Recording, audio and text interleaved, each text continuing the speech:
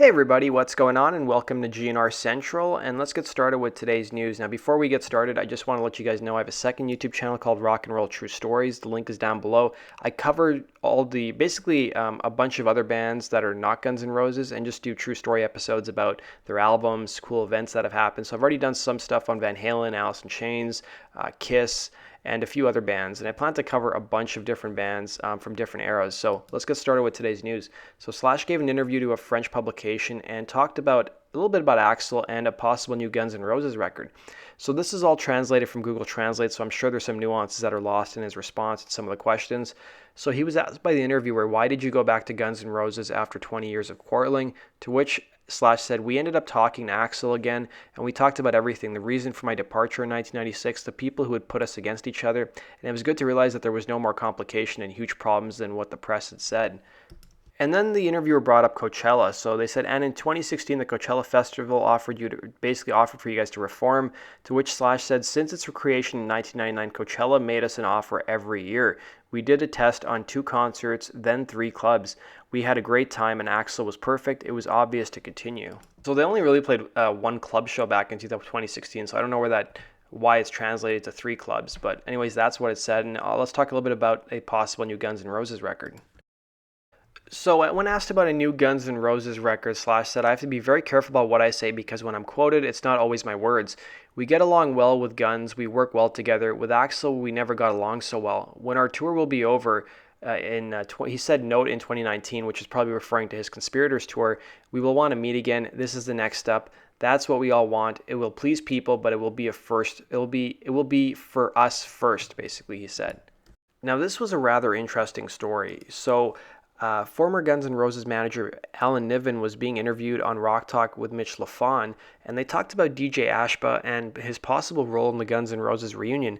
So Mitch Lafon said that my big surprise was that DJ Ashba didn't get a spot. I thought he'd for sure get one because you could see pictures of them hanging out in Vegas and all, and I thought there was some sort of brotherhood going on. That was my perception. To which the former Guns N' Roses manager Alan Niven responded by saying, come on one top hat at a time. The fact that DJ Ashba would put on a leather top hat and go out on that side of the stage made me raise an eyebrow, but most certainly there was only one top hat in rock and roll. He went on to, Mitch basically said, that's true, but I was thinking that he had a great friendship with Axl and that he was going to be part of the band. I was actually surprised when I heard he was quitting or that he got fired. I really thought that if anything, Richard Fortus might go and DJ would stay, to which Alan Niven said, no. I'm willing to speculate that DJ Ashba was probably terrified with the idea of having to be on stage with Slash. I'm sure DJ Ashba looked at the situation and said, no, I'm not going to be up there and be compared to Slash, not directly. So in an interview that DJ Ashba did several years prior, he told a different version of events. In fact, he claimed that Axl wanted him to stay in the band. So Ashba announced his departure in 2015, and he talked a bit about the reunion. So the legendary guitarist said that Axl wanted me to be part of it, referring to the reunion. He said, I couldn't be more happy for it happening. I was stoked to find out about it. People have to remember, though, if I wasn't a fan of the band, I wouldn't have joined the band. It also looks like we've got another book coming out from one of the members of the Guns N' Roses families. So Duff's wife, Susan Holmes McKagan, is going to be writing her first book, which looks like it's going to be a fiction book that may be loosely based on her life. So the book is called The Velvet Rose, and Duff is going to be contributing music to the audio version of the book. So you can only get the book at Rare Bird Books, and it lists the book as a fiction book. So according to the website, the synopsis of the book is as follows. So it's scheduled to ship in March of 2019, and it's going to be officially available in stores on April 16th, 2019. So Almost Famous meets Reality Bites and Spinal Tap in this compelling and often injected with humor, fast-paced novel from Susan Holmes McKagan, Huffington Post front page writer and international supermodel and wife of Guns N' Roses and Velvet Revolver founding member bassist Duff McKagan. In the early 90s, Scarlett, a painter and high-fashion model, finds herself working in some of the world's most famous fashion capitals. As her adventure continues, she meets the Johnny of the Westies, an up-and-coming band on the cusp of superstardom.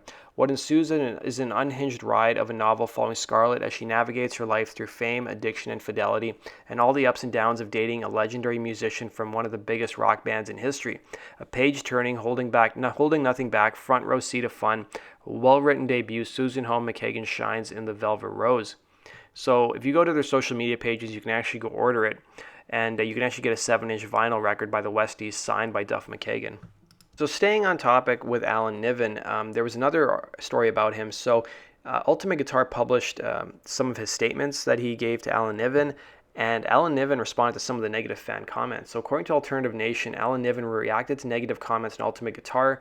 One user said he just sounds bitter because he's not in on the money, to be honest, to which Alan said, Gibson SG user, what's bitter about pointing out that 3 out of 5 ain't no reunion? Would you call McCartney, Ringo, Joe Walsh, and Joey Molland a Beatles reunion? My question is, why an SG? Always loved the shape, but everyone who plays a guitar knows there are better instruments. And Just Ask Frank commented, this is a guitar website. Who cares about what an ex-manager, not to mention someone who doesn't even play an instrument, thinks? Why are 3/4 of the stories on GNR about the site quoted from this guy? The only thing in this article that's even related to music is a question about Peter Criss and Steve Adler, a couple of drummers. The rest is gossip, to which Alan said, Just Ask Frank, is that a Zappa reference? If it is, I may humbly suggest that you shut up and play your guitar. Yes, this is gossip, but more actually a casual conversation picked off a podcast out of context and not specifically intended for Ultimate Guitar. Oh yeah, I have been a guitar player since my late teens. Very intimidating to even mention the fact that some of the great guitar players I worked with. Yeah, I might wonder how it was I found and configured Slash's primary recording guitar. Know your GNR history would suggest I have some idea about guitars, right? So we got some good news if you're a Guns N' Roses fan or just Guns N' Roses part of the band. So the band's performance that they did in Hawaii of Sweet Child of Mine topped Facebook Live's charts for December of 2018. So Guns N' Roses returned to number 1 on Billboard's top Facebook Live videos chart, ruling the December 2018 tally with a live clip of Sweet Child of Mine. So the chart, which was the latest of which recaps December 2018's activity, is a monthly look at the widest reaching and most reacted to videos posted by musicians on Facebook Live, as tracked by media analytics company Shareably. Now, rankings are determined by a formula that blends reactions, comments, shares, and first 7-day views. So Guns N' Roses video, which was uploaded on December 9th, showed the band performing its classic song at a concert in Honolulu, which was the last show of their Not in This Lifetime tour. So the 5-minute clip was the biggest Facebook Live video by a musical act in 2 of the 4 charting metrics, including 26,000 reactions and about 450,000 views in its first 7 days. Jennifer Lopez rolled in at number 2 thanks to the December 11th video showing the singer and actress making a surprise appearance at a screening of her new film Second Act, which was released on U.S. theaters on December 21st. And the brief video racked up 12,000 reactions and was watched about 410,000 times in the first 7 days. So the top 10 video list also features videos from Ted Nugent, Anna Barbera, Lila Downs, and more. So with Slash being on tour, he's been giving a couple interviews here and there, and there was an interview he gave to a French publication where he talked about his new album, his influences, and other topics. And it was translated from Google through Google Translate, and I guess some of the words don't seem to make sense, or at least the way he's talking doesn't seem like the way Slash talks necessarily. But the interviewer asked, "You've often been criticized as being a part of the being ersatz of the Stones and Aerosmith," which I think just basically means you guys have been accused of ripping off those bands. And he said, obviously we had influences, but not to be fashionable in Los Angeles. We were an authentic young rock band, and we sang our life, and it's authenticity that people have felt in our album. Turning now to some Velvet Revolver news, there was an interview that guitarist Doug Green, who is a frequent Scott Weiland collaborator, gave to the Futuristic podcast, and he claimed to have written at least one song with Velvet Revolver, and Alternative Nation transcribed his comments, and he revealed how much the band got paid to appear, at least have one song appear in the Fantastic Four movie. He said, "When I was working with Velvet Revolver, we did a song called Come On, Come In for the Fantastic Four. This was a really ridiculous story. So we wrote the song, and they approved the demo, and they said, go ahead and produce it. So we recorded it, but when we got to the point of doing the vocals, Scott wanted to change everything. He wanted to rewrite the whole melody, so he did. We already had sold one melody. We had basically sold Fox on one melody, and the melody is the most important part of the song, and he delivered a different melody. I think he thought that the suits weren't that smart or musical and that they may not even notice. He didn't care.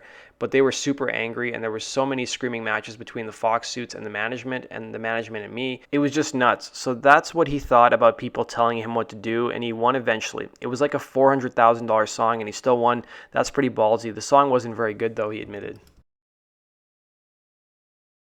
So turning now to some non-Guns N' Roses related news, Metallica is continuing to release more products as part of their alcohol line. So, hot on the heels of their Sonic-aged whiskey, the headbanger group Metallica is set to release a new beer named after one of its most iconic songs, Enter Sandman.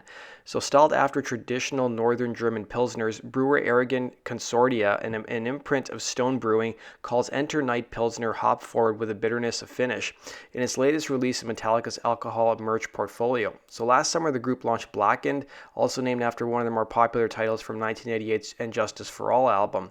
So, a blend of bourbons, rye, and whiskeys from North America, the spirit was aged by blasting it with the band's heart-pumping tunes via a custom-made subwoofer, and it's a loudspeaker designed to reproduce low bass frequencies that amplified low hertz sound waves, a method that claims to change the shape of the whiskey. Meanwhile, Enter Night Pilsner will get a full US rollout over the next couple months, and a global release date is set for Europe, Australia, and China this spring. So Metallica joins fellow rockers AC/DC, Kiss, Iron Maiden, Def Leppard in the beer brewing and merchandising business.